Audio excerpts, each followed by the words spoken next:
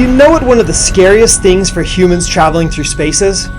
Well, actually, there are a lot of scary things, but maybe one of the most surprising of those are rocks. More specifically, meteoroids. Side note, when a rock is in space, it's called a meteoroid. When it's coming through our atmosphere, it's called a meteor. And when that same rock is on the ground, it's called a meteorite. I always get that wrong. Why, you ask, do people fear rocks in space? Well, that is best explained by Newton's second law of motion, which we'll make sense of now.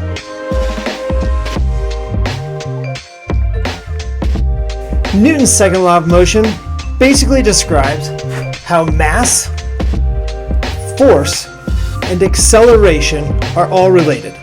To show this, we'll start by dropping a golf ball down from the top of the slide and seeing what kind of force it exerts on the... Really? That was it? That's all the golf ball did? What's the deal? Alright, I guess let's try the bowling ball and see if there's a difference.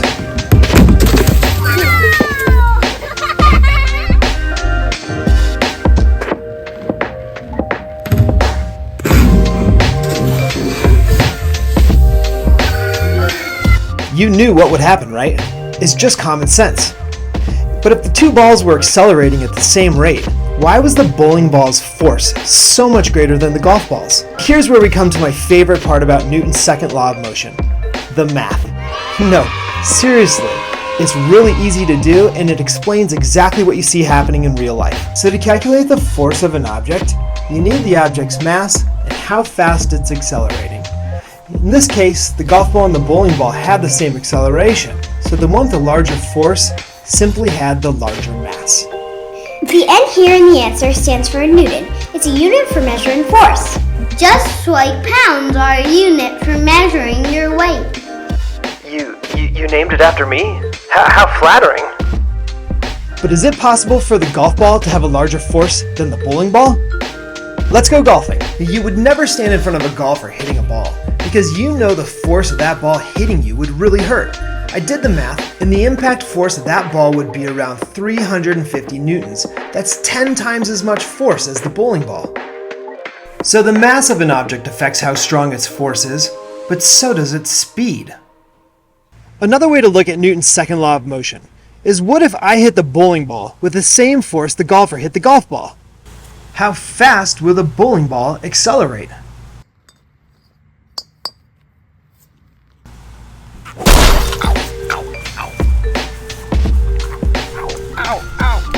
So the same force was applied, but the acceleration of the bowling ball was much slower than that of the golf ball, and just because of its mass. Now let's get back to meteoroids. On average, they're traveling 22,500 miles per hour through space, and they come in all different shapes and sizes. But let's imagine that we had one that was about 10 grams this size right here. If it were to hit a spacecraft, the force on the spacecraft would be 5,000 newtons. That's enough to blow a hole straight through it.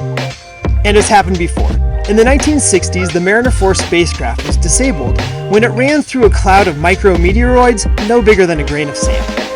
Luckily, no humans have been hurt so far. Knock on wood. So when you're older and traveling through space, or staying at a space resort, thank the scientists and engineers who are now working on how to keep humans safe from meteoroids in space. Or better yet, be the scientist or engineer.